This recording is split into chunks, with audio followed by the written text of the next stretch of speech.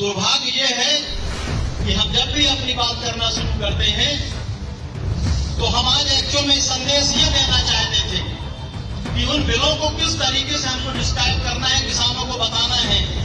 आंदोलन ऐसे नहीं हो जाता है। आप 5 दिन दौड़े, गांव दौड़े, आपकी बात को मान करके सारे लोग यहाँ चले आए।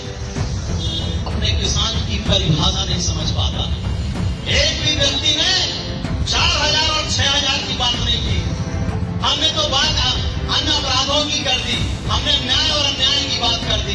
जो किसान को सीधे बात समझ में आना चाहिए वो बात को हम समझाने में आज इसलिए असफल। मैं आपको सीधी बात पे आ जाता हूँ। सरकार ने दिया 4000, केंद्र सरकार ने दिया 6000 रुपया अमृतलाल जी के और संतोष राय के और प्रकाश पांडे जी के और हमारे ऊपर के जेब में चले गए 10-10 हजार रुपये। अब इनको क्या जरूरत है कोई से बात करने की? क्या जरूरत है किसी से लड़ने की, आंदोलन करने की? छाती पर हाथी की तरह दौड़ता चला आ रहा है। और दूसरी बात, चूंकि बिल के बारे में बात मैं नहीं करूंगा क्योंकि हमारे कृषि अध्यादेश बिल में संशोधन कर एमएसपी सुनिश्चित करने बाबत ज्ञापन। महोदय जी, farms produce trade and commerce ordinance इस बिल के जरिए व्यापारी मंडी के बाहर कहीं भी किसान के घर में अथवा मंडी के बाहर कहीं भी खरीद सकता है, जिससे किसान मंडियों में आने वाले टैक्स को खत्म हो जाएगा तथा किसानों को उचित मूल्य मिलना संभव नहीं हो पाएगा। मंडी व्यवस्था पूर्ण से खत्म हो जाएगी और बिचौलियों का बोलबाला बढ़ जाएगा। दूसरे अध्यादेश के जरिए एसेंशियल कमोडिटी एक्ट 1955 को खत्म कर व्यापारियों को जो काला बाजारी करने का स्टॉक करने की क्षमता को अनलिमिटेड कर दिया है। इससे बड़े व्यापारी घराने देश के संपूर्ण अनाज भंडारण कर उसमें आगे ब्लैक मार्केटिंग करने का। मध्य प्रदेश में भी किसानों ने आंदोलन शुरू कर दिया है केंद्र सरकार के कृषि विधेयक बिल के खिलाफ। तो उसी तर्ज पर जबलपुर की सिहुरा तहसील में एक बड़ा आंदोलन देखने को मिला, जहां पर भारतीय किसान यूनियन के प्रदेश उपाध्यक्ष हमारे साथ हैं।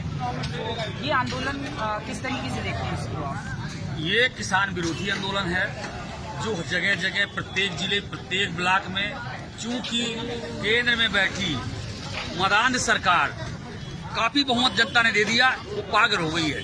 और किसानों से आज तक किसी भी 168 संगठन है, कोई एक संगठन नहीं, पूरे देश में किसी से राय नहीं लिया, ना विपक्ष को मौका दिया और एक तरफा राष्ट्रपति के दस्तखत हो गए, राज्यसभा में पास हो गया। ऐसे बिल का हम लोग विरोध करते हैं जब तक किसानों की राय न ली जाए। तो ये तीनों किसान बिल किसान विरोधी हैं, हमारे आने वाली युवा पीढ़ी को बर्बाद करने की स्थिति में हैं और अंबानी और अडवाणी के हाथ में देश को सौंपने जा रहे हैं। जिस तरह से इन्हें रेलवे स्टेशन बेच दिया, हवाई अड्डे बेच दिया, लाल किला बेच दिया, उसी तैयारी में किसानों की धरती को ही बेचने की तैयारी में है और पूंजीपतियों का कब्जा कृषि पर, क्योंकि भारत कृषि प्रधान देश है। किसानों का अधिकार अपनी धरती और जमीन में रहना चाहिए, वो नहीं रहने पाने वाला है। इसलिए हम लोग इस सरकार की घोर निंदा करते हैं। बीजेपी के नेता तो ट्विटर में बोल रहे हैं कि ये किसानों को बल देने वाला है, किसानों को फायदे का सौदा है। केवल वो उनकी न समझी, वो लोग तो गुलाम लोग हैं। जैसे चिड़िया तोता बोलता है, जो जितना उसको सिखा दो उतना बोलता है। जब तक नेता निर्वाचित नहीं होता तब तक सेवक रहता है। जब निर्वाचित जनता के द्वारा हो जाता है, धनबल के द्वारा, दारू कंबल के द्वारा, वो किसान सेवक नहीं रह जाता। पहले थे। पंजाब हरियाणा की तरह मध्य प्रदेश में भी ये बड़ा निश्चित होगा, लेकिन पंजाब हरियाणा बहुत पहले से सजग है। मध्य प्रदेश के किसानों में अभी जन चेतना नहीं आई है। हम एक किसान सिपाही से निवेदन करते हैं, प्रत्येक 4-5 पंचायतों के बीच में जाकर अपनी सभाएं करो और इन बिलों के बारे में, इस किसान विरोधी बिलों के बारे में, सरकार के भ्रष्टाचार की नीतियों के बारे में, विभाग के बारे में, जो अन्याय और अत्याचार गरीब मजदूर किसानों के साथ हो रहा है, उसको बंद करने की जब तक उनको ज्ञान देंगे, निश्चित एक दिन क्रांति आएगी। मध्य प्रदेश भी पंजाब और हरियाणा से कहीं पीछे नहीं रहेगा।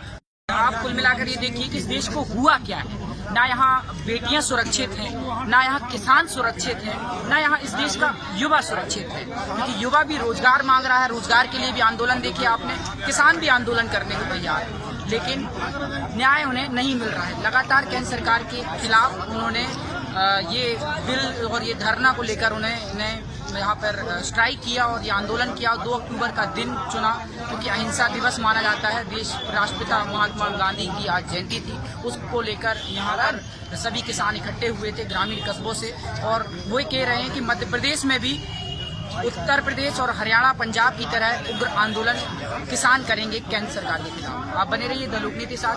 कैमरा के पीछे मेरे साथी सचिन तिवारी, मैं शशांक तिवारी, द लोकनीति।